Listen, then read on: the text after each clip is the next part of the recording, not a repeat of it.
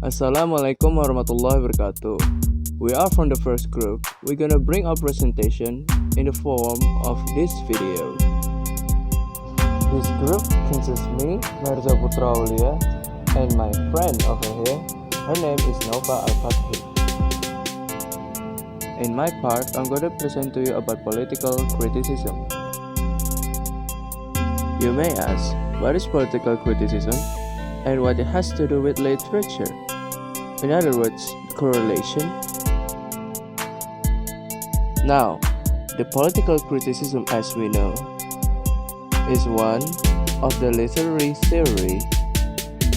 According to these experts, literary theory is always bound up with political beliefs and ideological values.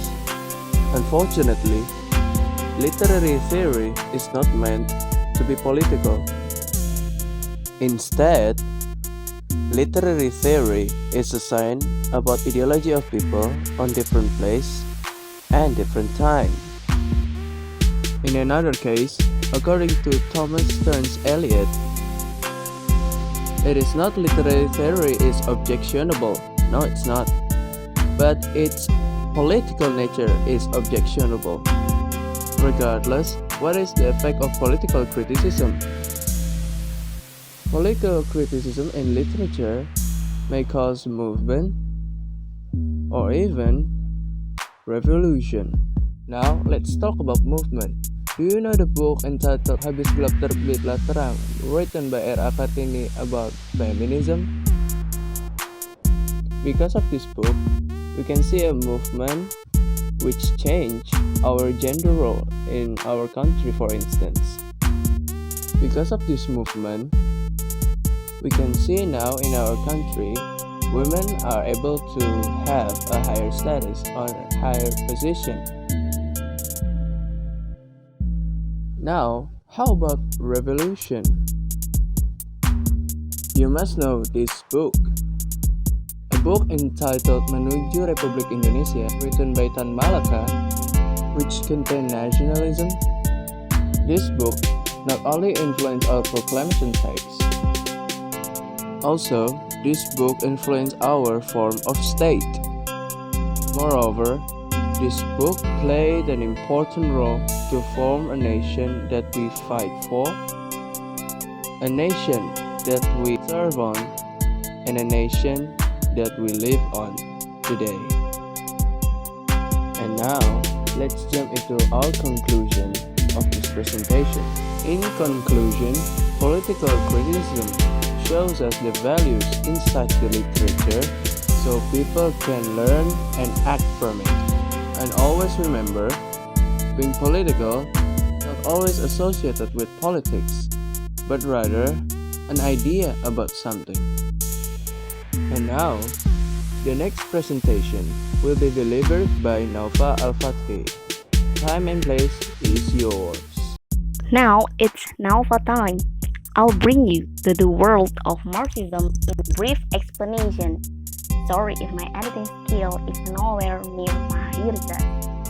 The first thing we need to know is these two guys who introduced us to Marxism, and they are Marx and Engels.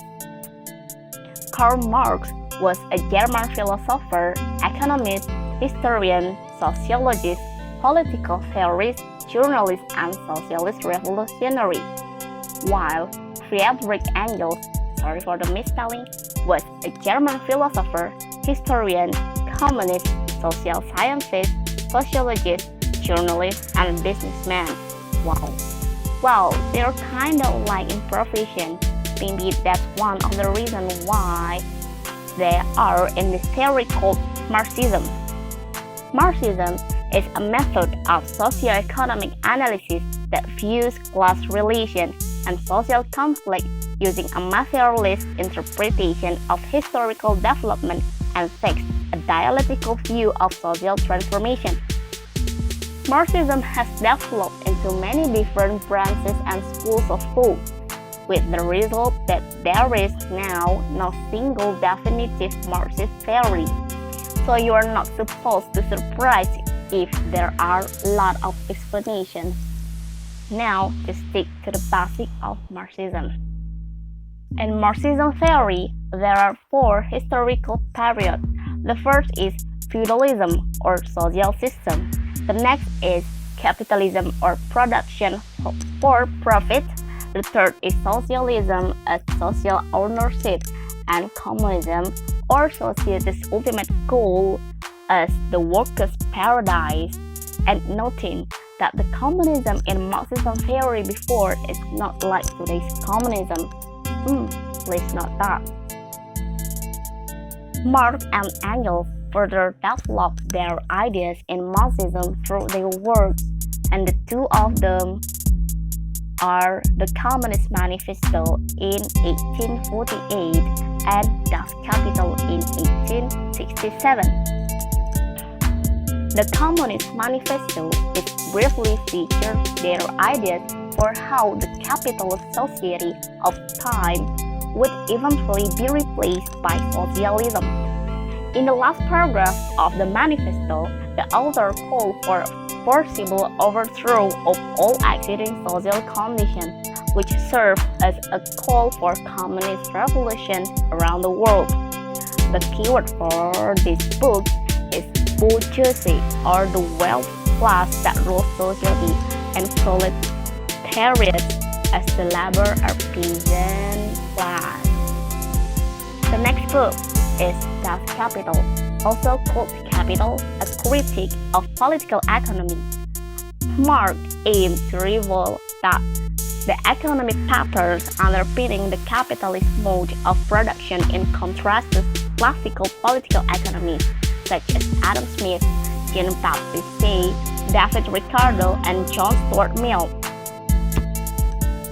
This is, I will show you the pyramid of capitalist system. Yeah, more or less, such a bitter reality. And that was all we can inform you. Mahirza and Naufa was here. Thank you and see you again. Bye-bye.